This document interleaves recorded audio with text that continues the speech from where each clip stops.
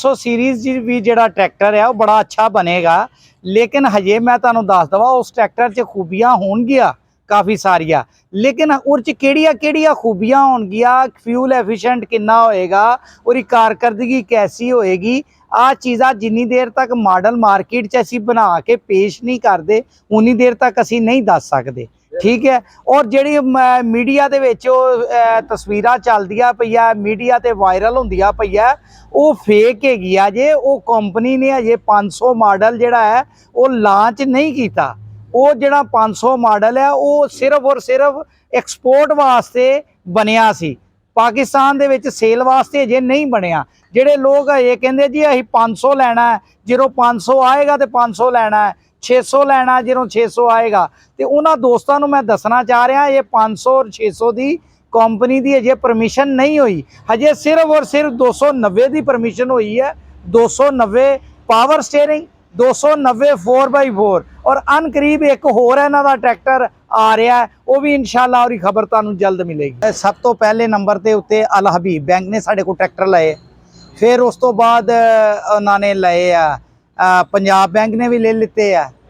ठीक है। National bank ने भी ले लेता है, असगरी बैंक भी लै रहा है, मिज़ान बैंक भी लै रहा है, और अल हबीब ने भी लिया और हबीब भी लै रहा है। इन्ने बैंक जिहड़े है ना मुख्तलिफ ब्रांचा ने साढ़े कोल ट्रैक्टर दे, या कि कईयां ने कोटेशनां ले लीती है और कईयां ने तो ट्रैक्टर भी लैके और डिलीवर भी हो गए। अच्छा जी नदीम साहब, मजीद अगर बैंक का ट्रैक्टर कोई बंदा बुक वगैरह करवाता है ਉਹਦੀ जल्दी डिलीवरी मिल जाती जिस तरह के दूसरी कंपनी लोकल? नहीं, साडा डिलीवरी का शेड्यूल इक्को ही है, 40 दिन का। 40 दिन का शेड्यूल देने हैं, लेकिन आए कि अगर किसी टाइम ते कोई पार्ट की प्रॉब्लम ना आए तो 30 दिनों के भी ट्रैक्टर दिते है, 20 दिनों के भी दिते है, और अगर ना आकलेंदे 50 दिनों के भी दिते है। ਇਹਦੇ ਵਿੱਚ कमी बेशी आती रही है। वो फिर इस करके मैं 40 दिन का मिड दे देना ताकि किसी का कोई 2-4 दिन पहले भी आ जाए या 2-4 दिन बाद भी आ जाए। देखो जिमीदार ने बजाई करनी होंगी है, मैं उन्होंने 20 दिन बाद कहा तो आए 40 दिन बाद, तो वो तो फिर परेशान हो जाएगा ना। की प्रोसैस वगैरह अगर कोई जिमीदार बुक वगैरह करवाता है बैंक के तरफों करवाना चाहता है, तो कोई आसान जिहा साडे जिमीदार नूं हल दस दो। जिमीदार बैंक दे विच जांदे ने, बैंक वालियां दी स्कीम है ही कोई नहीं? देखो जी बैंक चो जान उन्हां कोलों अपनी स्कीम जिहड़ी है वो पुछन, ਉਹਦੇ ਵਿੱਚ ਜਿਹੜਾ ਜ਼ਰੀ बैंक है ਉਹਦੀ स्कीम खत्म हो गई है। ਜ਼ਰੀ तरक्याती बैंक ਉਹਨਾਂ ਦਾ कोटा पूरा हो गया। ਜਿਹੜੇ दूसरे मैं बैंक दस रहा ना, Al Habib bank, Mizan bank, Askari bank, Punjab bank, national bank, इन्हां दी स्कीम अजे हैगी है। 7% दे रहे हैं, 7% ते भी दे रहे और 5% ते भी बैंक दे रहे हैं। पंजाब बैंक 5% ते दे रहा है। अभी ATS 290 290 5% ते भी मिल रहा है। और ਉਹਦੇ ਵਿੱਚ ਤੁਸੀਂ जाओ उन्होंने अपने डॉकूमेंट दो, उन्होंने गलबात करो, जब गलबात होएगी तुसी अपना शनाख्ती कार्ड दी दोनों कापियां ते अपना टैलीफोन नंबर, बैंक च केड़ा बैंक है, पूरी ब्रांच केड़ी है, पता बैंक का पता, बैंक च केड़ा बंदा डील कर रहा है, अपना टैलीफोन नंबर, 6 चीज़ां मैं फिर दोबारा गनवा देना। अपना शनाख्ती कार्ड दोनों साइडा तो, टैलीफोन नंबर, बैंक का नाम, बैंक का एड्रैस, तो बैंक तो किहड़ा बंदा डील कर रहा, वो मैनू व्हाट्सएप ते भेजो। मेरा व्हाट्सएप 0321 94 72 206 है, एर ते भेजो, मैं तुहानू कोटेशन बना देना, वो बैंक च दो, तुहाडा लोन पास हो जाएगा।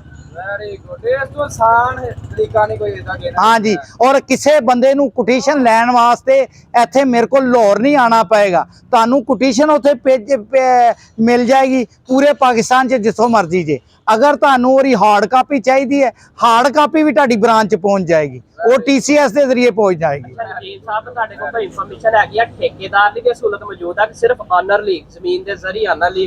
मेरा ख्याल है जरी ओनर ਲਈ है, ठेकेदार वास्ते मेरे नहीं इलम च है। अच्छा नदीम साहब, मजीद इस कितनी घट तो घट जमीन होनी चाहिए अगर कोई? मेरा ख्याल है 5 या 7 एकड़ हैगी है।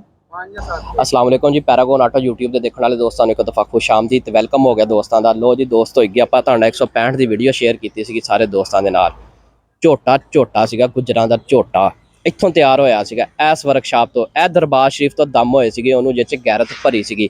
ਤੇ ਇਹ ਜਿਹੜਾ ਗੈਰਤ ਵਾਲਾ ਟਰੈਕਟਰ ਆ ਨਾ ਜੀ, ATS, ਇਹ ਪਹਿਲੇ ਤਿਆਰ ਹੋਇਆ ਉਤੋਂ। ਇਹ 'ਚ ਸਭ ਤੋਂ ਪਹਿਲੇ ਗੈਰਤ ਭਰੀ ਆ, ਇਹਦੀ ਗੈਰਤ ਨੂੰ ਵੇਚਦਿਆ ਆ, ਉਹਦੀ ਗੈਰਤ ਜਾਗੀ ਸੀਗੀ, लेकिन वो इंपोर्टेड सीगा, ਉਹਦੇ 'ਚ ਨਾ ਤੁੰਨ ਕੇ ਗੈਰਤ ਭਰੀ ਸੀਗੀ। ठीक है जी। तो यह दरबार शरीफ तो जिन्हें दम किया वो पीर साहब भी साढ़े नाल ने, ਉਹ ਪੀਰ ਸਾਹਿਬ ਦਾ ਇੰਟਰਵਿਊ ਤੁਹਾਡੇ ਨਾਲ ਸ਼ੇਅਰ ਕਰਾਂਗੇ। ਪੀਰ ਕੋ ਪੁੱਛਾਂਗੇ ਜੀ ਕਿਹੜੇ ਕਿਹੜੇ ਦਮ ਆ ਜਿਹੜੇ ਤੁਸੀਂ ਕਰਦੇ ਹੋ। ਤੇ ਹੁਣ ਉਹਨਾਂ ਨੇ ਇੱਕ ਜਿਹੜਾ ਮੈਸੀ ਆ ਲੋਕਲ ਸੰਭਲ ਆ ਇੱਥੋਂ ਦਾ, ਇਸ ਟਰੈਕਟਰ ਦੇ ਵਿੱਚ ਵੀ ਗੈਰਤ ਭਰ ਛੱਡੀ ਆ। ਇਹ ਪਰਕਨ ਇੰਜਣ ਆ, ਪੁਰਾਣਾ ਟਰੈਕਟਰ ਆ, ਲੇਕਿਨ ਲਾਗੇ ਲਿਆਓ ਜੀ ਜ਼ਰਾ ਦੇਖੋ ਤਾਂ ਭਲਾ, ਇਹ ਲੱਗਦਾ ਤੁਹਾਨੂੰ ਇਹ ਪੁਰਾਣਾ ਮਾਡਲ ਆ? ਇਹ ਇਦਾਂ ਮੋਡੀਫਾਈ ਹੋਇਆ ਜਿੱਦਾਂ ਬਿਲਕੁਲ 0 ਮੀਟਰ ਟਰੈਕਟਰ ਆ, ਹੁਣ ਕਢਵਾ ਕੇ ਲਿਆਂਦਾ। ਇਹਦੀ ਪੇਂਟ ਕੁਆਲਿਟੀ 0 ਮੀਟਰ ਨੂੰ ਵੀ ਚੰਗੀ ਜੇ। ਇਹਦੀਆਂ ਬਹੁਤ ਸਾਰੀਆਂ ਚੀਜ਼ਾਂ ਜਿਹੜੀਆਂ ਵਾ ਇੰਜ ਕਰ ਦਿੱਤੀਆਂ ਗਈਆਂ ਵਾ ਜਿਹੜੀਆਂ ਕਿ ਪਹਿਲੇ ਨਵੇਂ ਟਰੈਕਟਰ ਨੂੰ ਵੀ ਚੰਗੀਆਂ ਵਾ। ਉਹ ਆਪਾਂ ਤੁਹਾਡੇ ਨਾਲ ਡਿਸਕਸ ਕਰਾਂਗੇ, ਉਹ ਨਦੀਮ ਸਾਹਿਬ ਵੀ ਤੁਹਾਨੂੰ ਦੱਸਣਗੇ, ਕਿਉਂਕਿ ਨਦੀਮ ਸਾਹਿਬ ਇਸ ਟਾਈਮ ਟਰੈਕਟਰਾਂ ਦੇ ਪੀਰ ਬਣੇ ਬੈਠੇ ਆ। ਇਹਨਾਂ ਨੇ ਉਹ ਦਮ ਸਿੱਖ ਲਿਆ ਜਿਹੜੇ ਕਿ ਕੰਪਨੀ ਨੂੰ 60 ਸਾਲਾਂ ਦੇ ਵਿੱਚ ਨਹੀਂ ਆਏ ਹੈਗੇ। ਇਹ ਜਿਹੜੇ ਵੀ ਟਰੈਕਟਰ ਨੂੰ ਕਰਦੇ ਆ, ਉਹ ਭਾਵੇਂ ATS ਹੋਵੇ, ਭਾਵੇਂ ਐਲ ਆ ਮੈਸੀ ਹੋਵੇ, ਤੇ ਉਹ ਬੁੱਲ ਪਾਵਰ ਖੜਾ ਜੇ ਪਰੇ, ਇਹ ਬੁੱਲ ਪਾਵਰ ਤੇ ਵੀ ਚੱਲਦਾ ਇਹਨਾਂ ਦਾ ਦਮ। ਇਹਨੂੰ ਜਦੋਂ ਫੂਕ ਮਾਰਨਗੇ ਤੁਸੀਂ ਫਿਰ ਵੇਖਿਓ ਜੇ, ਫਿਰ ਆਪਾਂ ਇਹਦੀ ਵੀਡੀਓ ਪਾਵਾਂਗੇ ਐਸ ਬੁੱਲ ਪਾਵਰ ਦੀ, ਕਿ ਇਹਨੂੰ ਦਮ ਸ਼ਰੀਫ ਕਰਨ ਤੋਂ ਬਾਅਦ ਇਹ ਕਿੰਜ ਅਪਡੇਟ ਹੋ ਗਿਆ ਵਾ। ਤੇ ਬਾਕੀ ਨਦੀਮ ਸਾਹਿਬ ਨਾਲ ਗੱਲ ਕਰਦੇ, ਉਹਨਾਂ ਕੋਲ ਜਾਣਦੇ ਆਪਾਂ।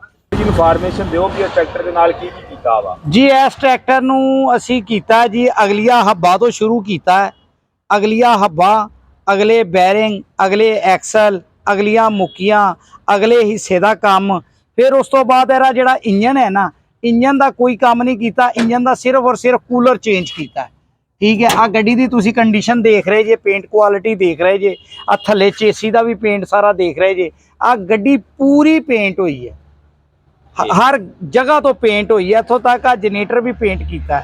ਆ ਸਾਰਾ ਪੇਂਟ ਕੀਤਾ। ਹੁਣ ਆ ਤੁਹਾਨੂੰ ਅੰਦਰੋਂ ਦਿਖਾਣੇ ਆ। ਲੋ ਆ ਦੇਖੋ, ਮਾਸਟਰ ਸਿਲੰਡਰ ਨਵੇਂ, ਯੂਨਿਟ ਨਵਾਂ, ਪੈਪ ਨਵੇਂ, ਅੰਦਰ ਦੀਆਂ ਸਾਰੀਆਂ ਵਾਇਰਿੰਗ ਸਾਰੀ ਨਵੀਂ, ਡੈਸ਼ਬੋਰਡ ਦੀਆਂ ਨਵੇਂ, ਇਧਰੋਂ ਸਾਰਾ ਹਰ ਚੀਜ਼ ਨਵੀਂ। ਕਿਸੇ ਜਗ੍ਹਾ ਤੋਂ ਤੁਹਾਨੂੰ ਆ ਗੱਡੀ ਪੁਰਾਣੀ ਨਹੀਂ ਨਜ਼ਰ ਆਏਗੀ। ਪੁਰਾਣੀ ਨਜ਼ਰ ਆਏਗੀ ਤੇ ਸਿਰਫ ਆ ਚੇਸੀ ਪਤਰੀ ਤੋਂ ਨਜ਼ਰ ਆਏਗੀ, ਜਾਂ ਇਹਦੇ ਟਾਇਰਾਂ ਤੋਂ। ਆ ਚੇਸੀ ਨਦੀਮ ਸਾਹਿਬ ਆ ਗਲੈਜ਼ੀਅਨ ਦੇ ਪਾਏ ਆ, ਪਾਈਪ ATS ਦੇ ਨਹੀਂ ਹੈ? ਨਹੀਂ, ਇਹਦੇ ਵਿੱਚ ਆ ਇੰਪੋਰਟਡ ਜਿਹੜੇ ਹੈ ਨਾ, ਉਹ ATS ਦੇ ਪਾਈਪ ਨਹੀਂ ਆ ਰਹੇ। ATS ਜਿਹੜੇ ਹੈ ਨਾ, ਉਹ ਪਾਈਪ ਲਾ ਰਹੇ ਆ ਲੋਕਲ। ATS ਦੇ ਪਾਈਪ ਨਹੀਂ ਹੈਗੇ। ਆ ਗਲੈਜ਼ਨ ਦੇ ਇੰਪੋਰਟਡ ਆ ਰਹੇ ਸੀ ਤੇ ਇੰਪੋਰਟਡ ਲਾ ਦਿੱਤੇ ਆ।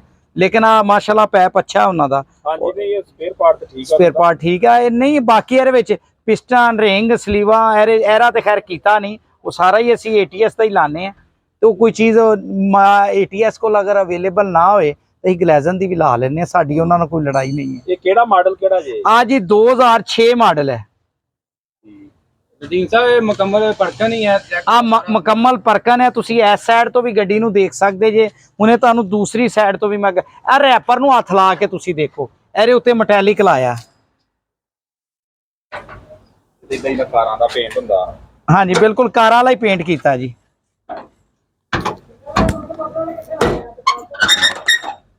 ਲੱਗੀ ਲੋ ਜੀ, ਇਹ ਜੇ ਸ਼ੋਅ ਆ ਦੇਖਣਾ, ਬਿਲਕੁਲ ਐ ਫਿਟਿੰਗ ਆ ਪੂਰੀ। ਨਦੀਮ ਸਾਹਿਬ ਮੈਨੂੰ ਕੋਈ ਦੋ ਇੱਕਦਮ ਹੋਰ ਕਰਨੇ ਪੈਣੇ ਹਲੇ। ਇਹ ਦਰਬਾਰ ਸ਼ਰੀਫ ਤੇ ਆ ਤੇ ਗਿਆ ਵਾ, ਬਿਹਤਰ ਹੋ ਗਿਆ, ਪਰ ਫਿਰ ਵੀ ਹਲੇ ਬਿਹਤਰੀ ਦੀ ਜ਼ਰੂਰਤ ਹੈ ਇਹਦੇ ਵਿੱਚ। हाँ जी, नहीं इंशाल्लाह करेंगे। नवाज आ खोली यार बेटा, आ खोल जरा इधर चाबी लिया। ਪੈਂਦੀ 1000 ਦੀ ਲੋੜ। हाँ जी, वो पै जाती है जी, करी टाइट होए ना ते 1000 ਦੀ ਲੋੜ ਇਹਨੂੰ ਵੀ ਪੈ ਜਾਂਦੀ ਪਲਾਸ ਦੀ। ਇਹਦੇ ਆਦੇ ਨੂੰ ਪੈਂਦੀ ਨਹੀਂ 1000 ਦੀ ਲੋੜ। ਆ ਵੇਖੋ ਜੀ, ਆ ਚੈੱਕ ਕਰੋ, ਉਹ ਵੀ ਕਰੀ ਪੈ ਜਾਂਦੀ ਫੇਰ ਇਹਨੂੰ। ਹਲ ਪਲਾਸ ਦੀ ਇਹਨੂੰ ਵੀ ਲੋੜ ਪੈ ਜਾਂਦੀ। ਠੀਕ ਹੈ, ਆ ਦੇਖੋ ਜੀ, ਹੁਣ ਇਸ ਸਾਈਡ ਤੋਂ ਤੁਸੀਂ ਦੇਖ ਸਕਦੇ ਜੀ।